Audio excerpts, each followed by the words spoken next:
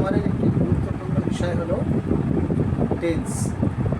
Tense যদি ঠিকভাবে বোঝা না যায় তাহলে ইংরেজিটাই ঠিকভাবে বোঝা যাবে না। কোন ইংরেজি কোন সেন্টেন্সের কী মানে সেটা যেমন আমরা বুঝতে পারবো না, আবার তেমনি কোনো যদি বাংলা বাক্যকে আমরা ইংরেজিতে ট্রান্সলেশন করতে যাই, ইংরেজিতে কোনো সেন্টেন্স গঠন করতে চাই, সেটাও আমাদের পক্ষে করা সম্ভব হবে না। কারণ টেন্সটাকে আগে আমাদের ভালো করে শিখতে হবে, টেন্সটাকে আগে জানতে হবে। টেন্স হলো ইংরেজির একদম বেসিক একটা জিনিস। মানে যারা ইংরেজি যাদের মাতৃভাষা নয় এবং ইংরেজির মাধ্যমে যারা পড়াশোনা করে না, তাদের জন্য টেন্স হলো অত্যন্ত গুরুত্বপূর্ণ একটা বিষয়।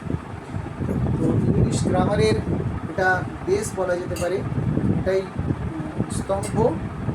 এই জন্য টেন্সটা আমাদের ভালোভাবে শিখতে হবে। আজকের আমরা এই ভিডিওতে টেন্স সম্পর্কে বিস্তারিত আলোচনা করব। পুরো টেন্সের আলোচনা হয়তো সম্ভব হয়ে উঠবে না। আমরা টেন্স কাকে বলে, টেন্স কয় প্রকারের হয় এবং প্রতিটা টেন্সের কয়টি করে ভাগ রয়েছে এবং একটা অথবা দুটো টেন্স সম্পর্কে আমরা আজকে আলোচনা করব। তো প্রথমে আমরা দেখি টেন্স কাকে বলে।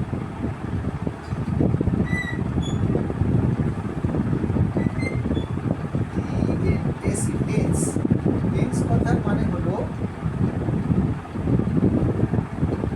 ক্রিয়ার কাল। ক্রিয়ার কাল মানে ক্রিয়ার কালকে ইংরেজিতে টাইম বলা হয়। ক্রিয়ার যে টাইম, সময়, কাজটা কোন সময়ের কাজ সেইটাকে আমরা টেন্স দিয়ে প্রকাশ করি। যেই কাজটা এই সময়, বর্তমান সময় নাকি অতীতের সময় নাকি ভবিষ্যতের সময়, এইটার সম্পর্কে আমরা আলোচনা করব টেন্সের। এই টেন্সটা প্রধানত তিন রকমের টেন্স হয়।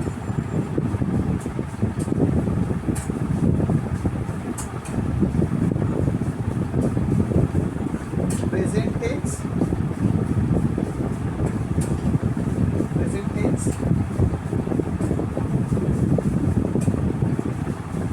পাস্ট টেন্স আর ফিউচার টেন্স। এই তিন রকমের টেন্স। প্রেজেন্ট কথার মানে হলো বর্তমান, পাস্ট অর্থাৎ অতীত, আর ফিউচার অর্থাৎ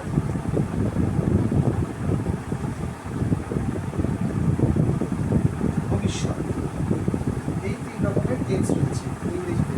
প্রেজেন্ট টেন্স, পাস্ট টেন্স আর ফিউচার টেন্স। বর্তমানকাল, অতীতকাল আর ভবিষ্যৎকাল। এই প্রত্যেকটারই আমার চারটে করে ভাগ আছে। আমি আবার বলছি, টেন্স হলো, টেন্স কথার মানে হলো ক্রিয়ার কাল। ক্রিয়ার কাল অর্থাৎ ক্রিয়াটা কোন সময়, কোন সময়ের কাজ এটা। ক্রিয়াপদ বলতে তো সাধারণত কাজ বোঝায়। ক্রিয়াপদ মানেই হলো কাজ। তো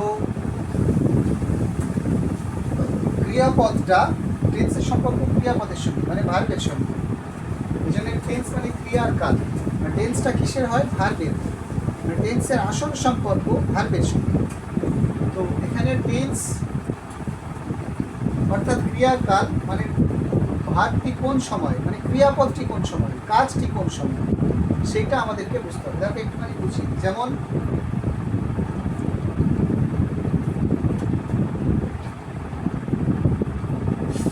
আমি স্কুলে যাই, মানে এই যাই মানে এখন যাই, তাহলে এই কাজটা বর্তমানের কাজ। বর্তমানকে আমরা কি বলছি? কোন টেন্স? বর্তমান হচ্ছে প্রেজেন্ট।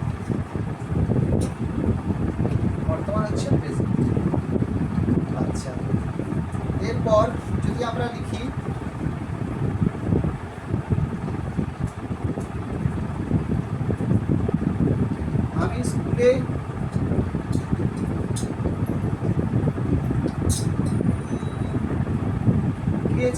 আমি স্কুলে গিয়েছিলাম, এটা অতীতকাল। যাওয়া কাজটা আগে হয়েছে। আমি স্কুলে গিয়েছিলাম মানে এটা অতীতকাল। এই যাওয়া কাজটা, স্কুলে যাওয়ার কাজটা আগে হয়ে গেছে, এটা অতীত, এটা পাস্ট। এই জন্যই এটাকে বলা হয় পাস্ট। তোমরা শুনে থাকবে পাস্ট ইজ পাস্ট বলে একটা কথা আছে, যা হয়ে গেছে তা হয়ে গেছে। তো সেই পাস্ট না অতীত, যেটা হয়ে গেছে। আর একটা হচ্ছে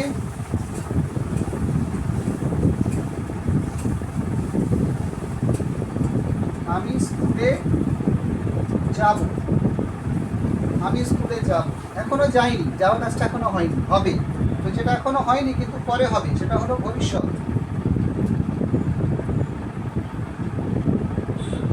ভবিষ্যৎ। তো এই 3 রকমের tense: past tense, present tense, future tense. ভবিষ্যৎ, এটাকে আমরা ইংরেজিতে বলি ফিউচার। ফিউচার, ভালো করে লক্ষ্য করো। টেন্স অর্থাৎ ক্রিয়ার কাল, টেন্স 3 রকম: present tense, past tense, future tense. Present tense অর্থাৎ বর্তমান কাল, পাস্ট টেন্স অর্থাৎ অতীতকাল, ফিউচার অর্থাৎ ভবিষ্যৎকাল। তো প্রধানত এই 3 রকমের টেন্স, এবং কোন টেন্সটা কোন সময়ের, কোন এই 3 রকমের tense, past tense, present tense আর ফিউচার টেন্স, এই 3টে টেন্সের উদাহরণটা আমি তোমাদের দেখালাম, যে কোন কাজটা কোন সময়ে তার উপরে নির্ভর করছে সেটা কোন টেন্স হবে। আবার বলছি, ক্রিয়া, ভার্ব অর্থাৎ ভার্ব যে কাজের কথা বোঝাচ্ছে, সেই কাজটি কোন সময়ের কাজ, এইটার উপরে নির্ভর করছে যে টেন্সটা কোন টেন্স হবে। যদি কাজটা আগে হয়ে গিয়ে থাকে তাহলে সেটা পাস্ট টেন্স। যদি কাজটা এখন এই সময়ের কাজ হয়, বর্তমান সময়ের কাজ হয়, তাহলে সেটা বর্তমান মানে প্রেজেন্ট টেন্স। আর যদি কাজটা এখনো হয়নি, পরে হবে, এরকম হয়, তখন আমরা সেটাকে বলবো ফিউচার টেন্স। তো এই 3 রকমের টেন্স।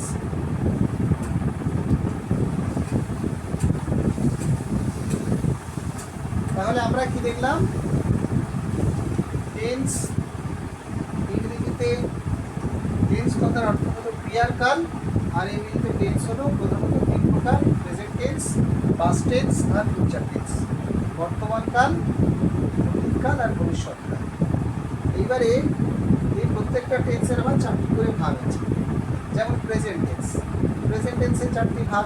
কি কি? প্রেজেন্ট টেন্সের 4টি ভাগ,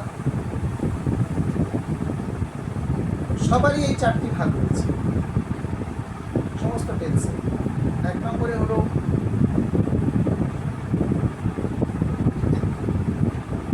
ইনডেফিনিট,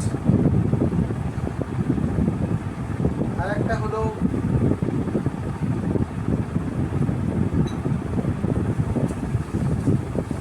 কন্টিনিউয়াস, আর একটা হলো পারফেক্ট, আর একটি হলো পারফেক্ট কন্টিনিউয়াস।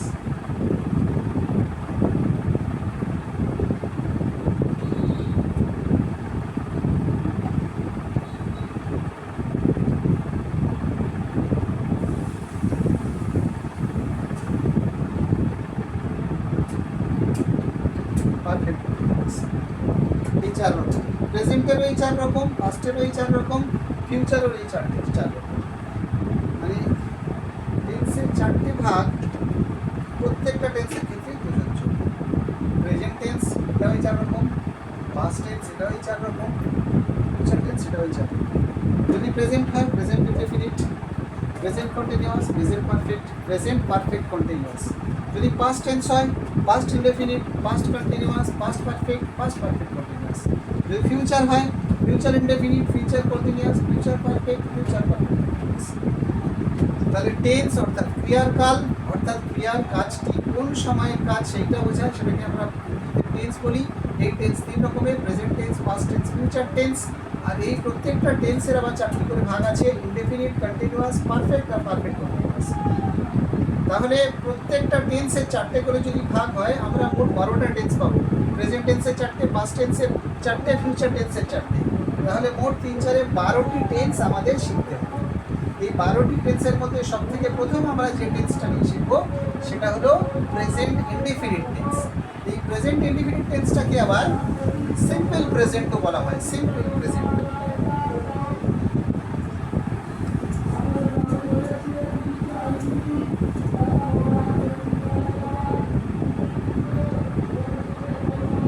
টেন্স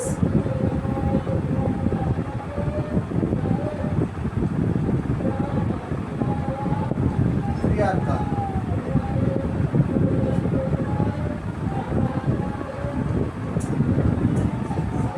এটা এখন আমরা যে টেন্স নিয়ে আলোচনা করবো সেটা হলো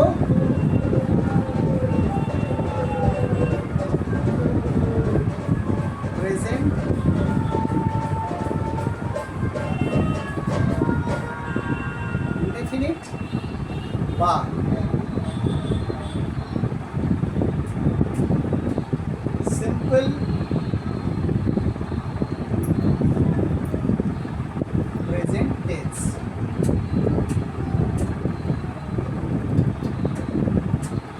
প্রেজেন্ট ইনডেফিনিট টেন্স বা সিম্পল প্রেজেন্ট টেন্স, এই টেন্সটি নিয়ে আমরা আলোচনা করব। এই টেন্সটা নিয়ে আলোচনা করার আগে আমাদের কয়েকটা জিনিস একটু জানতে হবে, সেটা আমি তোমাদের আগে দেখিয়ে দিই। এটা হচ্ছে সেন্টেন্স যখন আমরা তৈরি করি, সেন্টেন্স তৈরি করার নিয়ম কি দেখো, আমি এটা লিখে দিচ্ছি উপরে।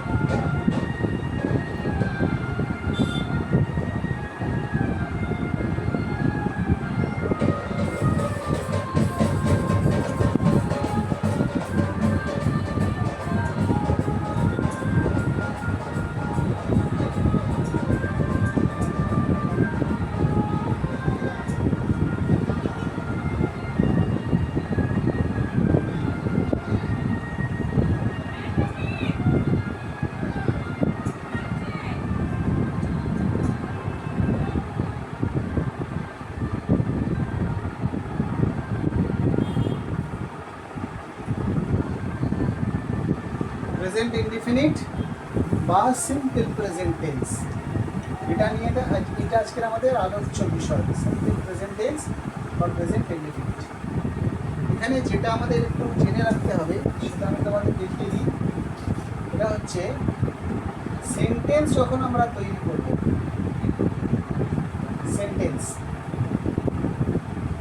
সেন্টেন্সের মধ্যে আগে হয় সাবজেক্ট, তারপরে হয় ভার্ব, তারপরে হয় অবজেক্ট।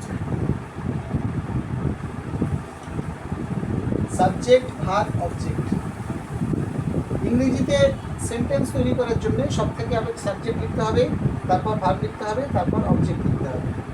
সাবজেক্ট, ভার্ব আর অবজেক্ট।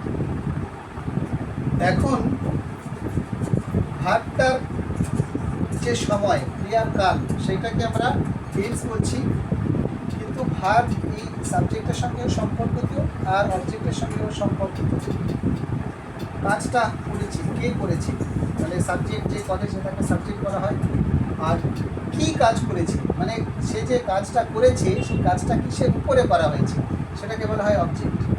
যেমন আমি ভাত খাই, তাহলে এখানে ক্রিয়াপদ কোনটা? খাই। কে খায়? আমি। তাহলে আমি হলো সাবজেক্ট বা কর্তা। কি খায়? কি খায়? ভাত, রাইস। তাহলে এখানে রাইস হলো অবজেক্ট। যে কাজটি করে সে হলো সাবজেক্ট, আর সেই কাজটি যে জিনিসের উপরে করা হয় সেটাকে বলা হয় অবজেক্ট। ক্রিয়াপদকে কে দিয়ে প্রশ্ন করলে যে উত্তর পাওয়া যাবে সেটাকে বলা হয় সাবজেক্ট। ক্রিয়াপদকে কি দিয়ে প্রশ্ন করলে যে উত্তর পাওয়া যাবে সেটাকে বলা হবে অবজেক্ট। এটা তোমরা বুঝতে পারলে। এখন দু একটা জিনিস তোমাদের আমি একটুখানি দেখিয়ে রাখি।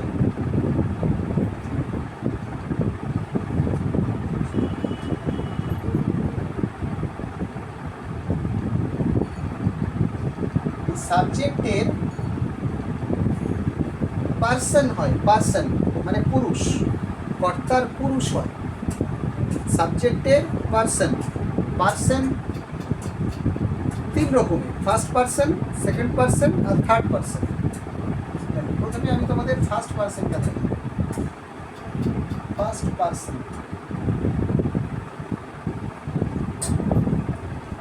ফার্স্ট পার্সন হচ্ছে আই আর উই, আমি আর আমরা, এগুলো হলো ফার্স্ট পার্সন। আচ্ছা, এরপরে হচ্ছে সেকেন্ড পার্সন। সেকেন্ড পার্সন হচ্ছে ইউ। ইউ এর দুটো মানে হয়। ইউ এর মানে তুমিও হয়, আবার ইউ এর মানে তোমরাও হয়। ইউ এর মানে যাই হোক না কেন, তুমি হোক অথবা তোমরা, ইউ হলো সেকেন্ড পার্সন। তুমি হলো সেকেন্ড পার্সন, তোমরা হলো সেকেন্ড পার্সন। আই আর উই, আমি আমরা ফার্স্ট পার্সন, তুমি হচ্ছে তুমি অথবা তোমরা, এটা হলো সেকেন্ড পার্সন। আর এরপরে হলো থার্ড পার্সন। থার্ড পার্সন হলো হি, শি, দে আর বাকি যা আছে সব। বাকি যা মানে আমি, আমরা, তুমি, তোমরা, সে, তাহারা, এগুলি ছাড়া, এগুলি তো সর্বনাম রয়, সর্বনাম মানে প্রোনাউন। তো প্রোনাউন ছাড়াও এই প্রোনাউনগুলোকে যদি বাদ দিয়ে দাও তাহলে কিছু তুমি নাউন পদ পাবে, নামবাচক বিশেষ্য, প্রপার নাউন, যেগুলিকে প্রপার নাউন বলা হয়, নামবাচক বিশেষ্য পদ। তো প্রপার নাউন যদি চলে আসে সাবজেক্টের জায়গায়, মানে কোনো নাম যদি চলে আসে, যেমন রাম, শ্যাম, রাধা, জামাল, কবির, এগুলি সব হলো নাম, নামবাচক বিশেষ্য, প্রপার নাউন। এগুলিও হলো সব থার্ড পারসন। মানে আমি, আমরা, তুমি, তোমরা, সে, তাহারা, এগুলি ছাড়া আর যত সাবজেক্ট হতে পারে যেগুলি কোনো কিছু নাম, সেগুলি সব কিন্তু থার্ড পারসন। বা কোনো ব্যক্তির নাম না হয়ে কোনো বস্তুর নামও হতে পারে, বস্তুর নাম হলেও সেটা থার্ড পারসনই হবে। তাহলে আমি, আমরা ফার্স্ট পারসন, তুমি, তোমরা second person, R he, she, দে এবং বাকি যত নাউন হতে পারে সাবজেক্টের জায়গায় বসবে তারা সবাই হলো থার্ড পারসন। তাহলে আমরা পার্সনটা দেখে নিব। এবারে হচ্ছে পার্সন ছাড়াও আর একটা গুরুত্বপূর্ণ বিষয় তোমাদের জানতে হবে, সেটা হচ্ছে নাম্বার, সিঙ্গুলার নাম্বার আর প্লুরাল নাম্বার।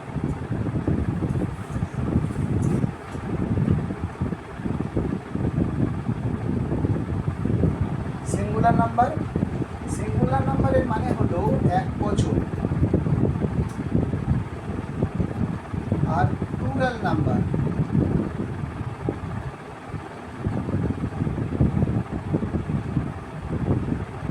হলো বহু বচন, এক বচন আর বহু বচন। তাহলে এই হলো সেন্টেন্স। আমরা কীভাবে তৈরি করব? প্রথমে সাবজেক্ট, তারপর ভার্ব, তারপর object. First person I, we, second person you, third person he, she, they, আর বাকি যা সব কিছু। সিঙ্গুলার নাম্বার এক বচন বা প্লুরাল নাম্বার বহু বচন। শুধুমাত্র একজন অথবা একটি জিনিস হলে সেটা হবে সিঙ্গুলার নাম্বার। আর কোনো জিনিস যদি একাধিক হয়, একের বেশি, সে ব্যক্তি অথবা বস্তু যাই হোক না কেন, সেটা হলো বহু বচন। তাহলে এই বেসিক জিনিস কিছু তোমাদের আমি দেখিয়ে রাখলাম। এগুলো এই জন্যে দেখালাম, প্রেজেন্ট টেন্স, প্রেজেন্ট ইনডিফিনিট টেন্সের আলোচনাতে এগুলোর সবগুলোই আমাদের কাজে লাগবে। এইগুলি জানা থাকলে তবে আমরা প্রেজেন্ট ইনডিফিনিট টেন্সটা বুঝতে পারব। তো প্রেজেন্ট ইনডিফিনিট টেন্স বা সিম্পল প্রেজেন্ট টেন্স নিয়ে আমরা এবার আলোচনা শুরু করে দিই। এই প্রেজেন্ট ইনডিফিনিট টেন্স হয় কখন? প্রেজেন্ট ইনডিফিনিট টেন্স হবে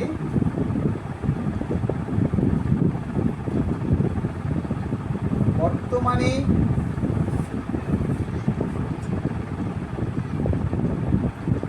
কোনো কাজ হয়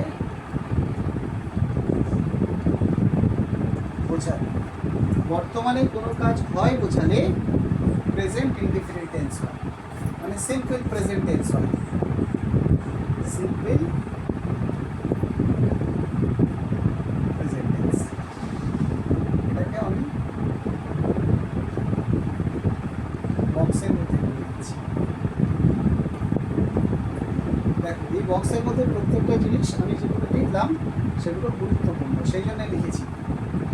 আচ্ছা, এবার দেখো প্রেজেন্ট ইনডিফিনিট টেন্সের ট্রান্সলেশন করার নিয়ম। প্রেজেন্ট ইনডিফিনিট টেন্সের ট্রান্সলেশন করার নিয়ম হলো,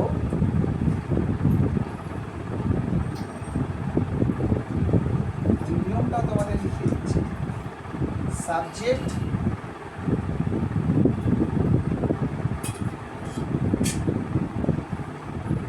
থার্ড পারসন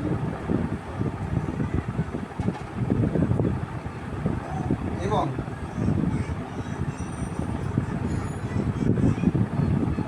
সিঙ্গুলার নাম্বার বলে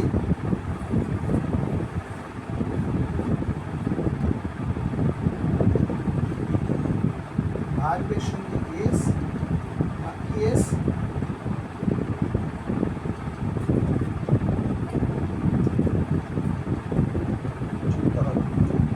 subject third person singular number হলে ভার্বের সঙ্গে এস বা ইএস যুক্ত হবে। তাহলে এটা হলো সিম্পল প্রেজেন্ট টেন্সের ট্রান্সলেশনের নিয়ম। সিম্পল প্রেজেন্ট টেন্স হয় কখন? বর্তমানে কোনো কাজ হয় বোঝালে সিম্পল প্রেজেন্ট টেন্স হয়, আর সেটা ট্রান্সলেশন করার নিয়ম হলো এটা। এটা হলো ট্রান্সলেশনের নিয়ম।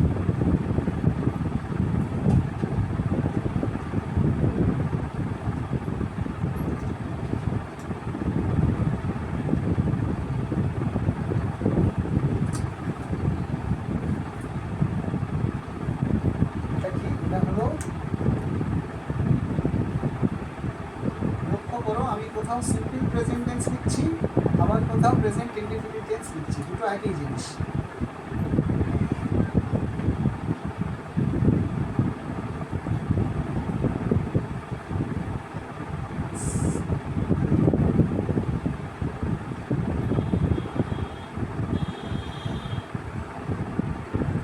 ট্রান্সলেশন বা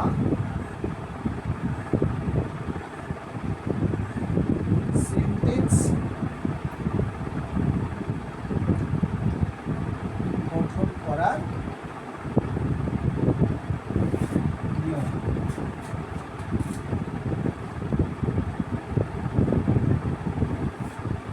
প্রেজেন্ট ইনডিফিনিট টেন্সে ট্রান্সলেশন বা সেন্টেন্স গঠন করার নিয়ম হলো এটা। Subject third person singular number হলে ভার্বের সঙ্গে এস বা ইএস যুক্ত হবে। তো এইবারে আমরা এক এক করে তোমাদের উদাহরণ দিয়ে দেখাই। যেমন প্রেজেন্ট ইনডিফিনিট টেন্স। দেখো প্রেজেন্ট ইনডিফিনিট টেন্সের উদাহরণ আমি তোমাদের দেখাচ্ছি। আমি একটা সেন্টেন্স তোমাদের দেখাই।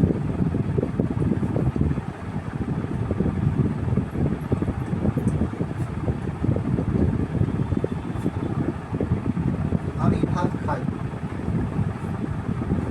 আমি ভাত খাই। যদি এটাকে আমরা ট্রান্সলেশন করি কী হবে? এই সেন্টেন্সটাকে যদি ইংরেজিতে লিখি, কী বলেছিলাম? প্রথমে সাবজেক্ট, তারপর ভার্ব, তারপর অবজেক্ট। আই সাবজেক্টকে আমি, সাবজেক্ট লিখলাম কর্তা। এটা দেখো বাংলায় ছিল আগে অবজেক্ট তারপরে ভার্ব ক্রিয়াপদ, আগে কর্ম, অবজেক্ট মানে কর্ম, আগে কর্ম তারপর ক্রিয়াপদ। ইংরেজিতে একটু আলাদা। ইংরেজিতে কি আগে ভার্ব, সাবজেক্টের পরেই ভার্ব আর শেষে অবজেক্ট। তাহলে আই খাওয়া ইংরেজি কি ইট, কি খাই অবজেক্ট রাইস, ভাত আই ইট রাইস। আমি ভাত খাই আই ইট রাইস। এটা হলো আমি ভাত খাই, আমি eat rice. Subject verb object, ব্যাস আর কিচ্ছু নেই, এটাই নিয়ম। এখন একটা জিনিস লক্ষ্য রাখতে হবে যে subject third person singular number কিনা। যদি subject third person singular number হয় তাহলে ভার্বের সঙ্গে এস বাই এস যুক্ত হবে। তো এখানে ভালো করে লক্ষ্য করো, আমি, এখানে সাবজেক্ট হলো আমি, তাহলে আমি কি থার্ড পারসন সিঙ্গুলার নাম্বার? আমি তো ফার্স্ট পারসনের মধ্যে পড়ছি, তাহলে থার্ড পারসন নয়। তাহলে এক্ষেত্রে এস বাই এস ভার্বের সঙ্গে যুক্ত হবে না। যদি এরকম হয়, আর একটা উদাহরণ দেখাই। সে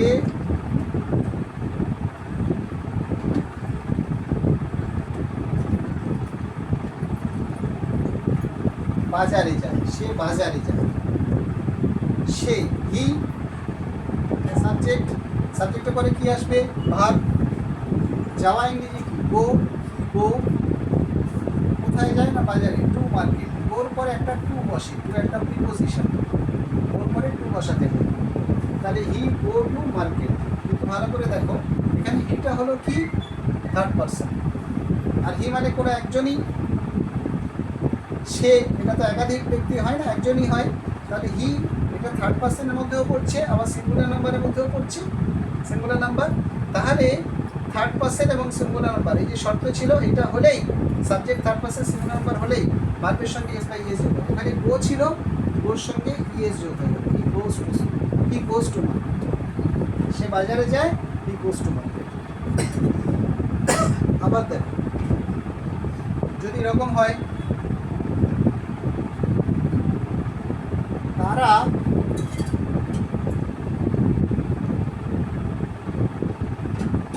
মাছ ধরে, তারা মাছ ধরে, তারা দে ধরে catch CATCH, catch fish, they catch fish. দেখো এখানে দে থার্ড পারসন, কিন্তু নাম্বার হলো দে মানে তারা, মানে একের বেশি, মানে প্লুরাল নাম্বার, সিঙ্গুলার নাম্বার নয়। আমার শর্তটি কি ছিল? সাবজেক্ট থার্ড পারসন এবং সিঙ্গুলার নাম্বার হতে হবে, তাহলে ভার্বের সঙ্গে এস বাই এস যোগ। এখানে সাবজেক্ট থার্ড পারসন ঠিকই, কিন্তু প্লুরাল নাম্বার, সিঙ্গুলার নাম্বার নয়, তাহলে এখানে ভার্বের সঙ্গে এস বাই এস যোগ হবে না, এখানে দে ক্যাচ ফিশ। তাহলে এই তিনটে সেন্টেন্স তোমরা দেখতে পেলে যে প্রেজেন্ট ইনডিফিনিট টেন্স কখন হয়, বর্তমানে কোনো কাজ হয় বোঝালে প্রেজেন্ট ইনডিফিনিট টেন্স বা সিম্পল প্রেজেন্ট টেন্স হয়। আর সেই প্রেজেন্ট ইনডিফিনিট টেন্সের ট্রান্সলেশন করার নিয়ম হলো ভার্ব যদি সাবজেক্ট যদি থার্ড পারসন সিঙ্গুলার নাম্বার হয় তাহলে ভার্বের সঙ্গে এস বা ইএস যোগ হবে। আর যে কোনো টেন্সের ক্ষেত্রে সেন্টেন্স ইংরেজিতে গঠন করার নিয়ম হলো প্রথমে সাবজেক্ট, তারপর ক্রিয়াপদ মানে ভার্ব, আর তারপর শেষে অবজেক্ট। সেই নিয়মে আমরা প্রত্যেকটা সেন্টেন্স গঠন করেছি। আর যেহেতু প্রেজেন্ট ইনডিফিনিট টেন্সের এই সেন্টেন্সগুলি, বাক্যগুলি, কেননা এখানে প্রতিটা কাজ হয় বোঝাচ্ছে। আমি ভাত খাই মানে খাওয়া কাজটা হয়, সে বাজারে যায় মানে বাজারে যাওয়ার কাজটা হয়, তারা মাছ ধরে মানে মাছ ধরার কাজটা হয়। তাহলে এই কাজগুলি প্রত্যেকটা হয় বোঝাচ্ছে। আর যখন বর্তমানে কোনো কাজ হয় বোঝায় তখন আমরা সেই কাজ সেই টেন্সটাকে বলি প্রেজেন্ট ইনডিফিনিট টেন্স বা সিম্পল প্রেজেন্ট টেন্স। তাহলে এখানে আমরা ট্রান্সলেশন করলাম সিম্পল প্রেজেন্ট টেন্স বা প্রেজেন্ট ইনডিফিনিট টেন্সের নিয়মে, এবং সেই নিয়ম অনুযায়ী যেখানে subject third person singular number রয়েছে সেখানে আমরা ভার্বের সঙ্গে এস বা ইএস যোগ করেছি। একটা এস যোগ করা তোমাদের উদাহরণ দেবো, যেমন মনে করো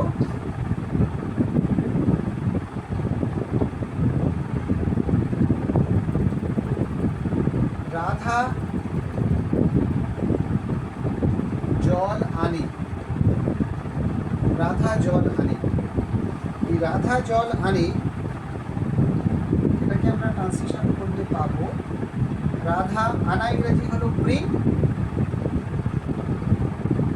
কি আনে? জল আনে, রাধা জল আনে, রাধা ব্রিং ওয়াটার। ঠিক আছে, রাধা ব্রিং ওয়াটার, রাধা জল আনে।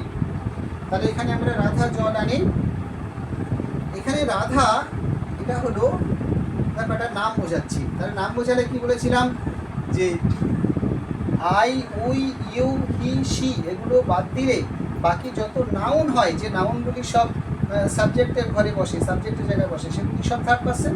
তাহলে রাধা এখানে থার্ড পারসন, রাজা থার্ড পারসন, এবং রাধা মানে একজন ইন্ডিভিজুয়াল ব্যক্তি, একজন ব্যক্তি। তাহলে রাধা একটা থার্ড পারসন এবং সিঙ্গুলার নাম্বার, তাহলে ব্রিং হবে না, ব্রিংস হবে। এখানে ব্রিং এর ভার্বের সঙ্গে এস যোগ হয়ে যাবে। তাহলে কখনো ভার্বের সঙ্গে ইএস যোগ হয়, কখনো এস যোগ হয়, সেটা যেমন ভার্ব সেটার উপরে নির্ভর করে। তাহলে আমরা প্রেজেন্ট ইনডিফিনিট টেন্স বা সিম্পল প্রেজেন্ট টেন্সের ট্রান্সলেশন করার নিয়মটি শিখে নিলাম।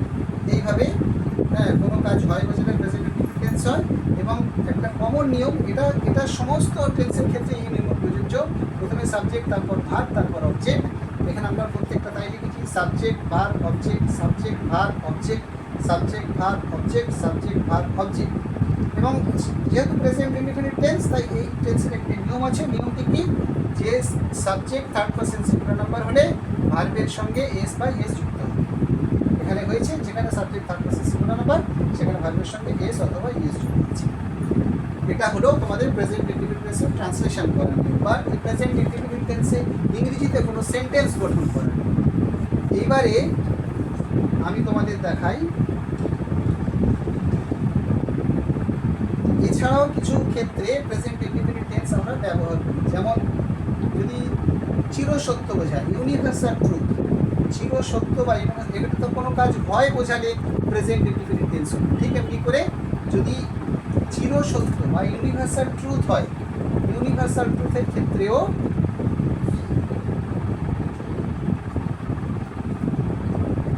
ইউনিভার্সাল ট্রুথ চিরসত্য, এক্ষেত্রেও প্রেজেন্ট ইনডিফিনিট টেন্স। যেমন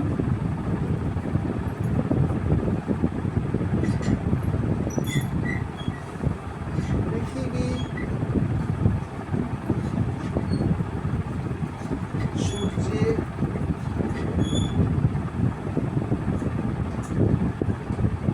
চারপাশে ঘোরে, পৃথিবী সূর্যের চারপাশে ঘোরে। একটা ইউনিভার্সাল ট্রুথ চিরসত্য, এর কোনোদিন কোনো অন্যথা হয় না, তাহলে এটাও প্রেজেন্ট ইনডিফিনিট টেন্সের নিয়ে ট্রান্সলেশন হবে। কি হবে? পৃথিবী, দি আর্থ,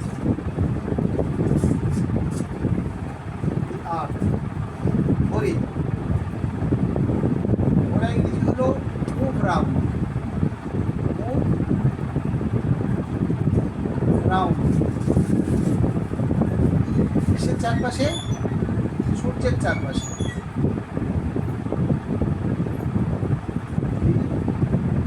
সান, দেখো এখানে দি আর্থ থার্ড পার্সন সিঙ্গুলার নাম্বার, কারণ ফার্স্ট পার্সন বা সেকেন্ড পার্সনের মধ্যে পড়ছে না। আর দি আর্থ মানে পৃথিবী, একটাই পৃথিবী, পৃথিবী তো আর 100টা নেই, একটাই হয়। তাহলে দি আর্থ মুভস, থার্ড পার্সন এবং সিঙ্গুলার নাম্বার হওয়ার কারণে দি আর্থ মুভস রাউন্ড দি সান, এটা হয়ে গেল। আবার যদি এরকম হয়,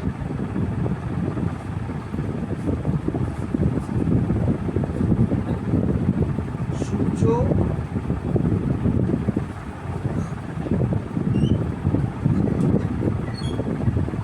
পূর্ব দিকে, সূর্য পূর্ব দিকে, তাহলে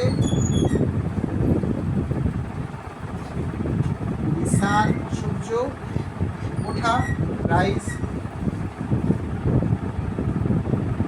পূর্ব দিকে, in the east, in the east. যেহেতু সান এটা subject third person singular number, তাহলে রাইজেস হয়ে যাবে, আর্থ রাইজেস ইন দ্য ইস্ট। তাহলে চিরসত্য বোঝাতেও আমরা প্রেজেন্ট ইনডিফিনিট টেন্স বা সিম্পল প্রেজেন্ট টেন্স ব্যবহার করি। ট্রান্সলেশন করা বা ইংরেজিতে সেন্টেন্স গঠন করার নিয়ম প্রেজেন্ট ইনডিফিনিট টেন্সের নিয়ম অনুযায়ী হবে, চিরসত্য বোঝাতে। এবারে এরকম আরও অনেক উদাহরণ আছে, যেমন পৃথিবী, সূর্য পূর্ব দিকে ওঠে, সূর্য পূর্ব দিকে ওঠে, এই জায়গায় যদি এরকম হয় সূর্য পশ্চিম দিকে অস্ত যায়,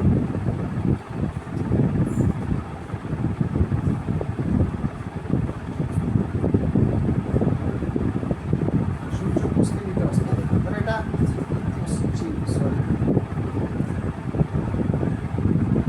পশ্চিম দিকে অস্ত যায়, তাহলে এটা হবে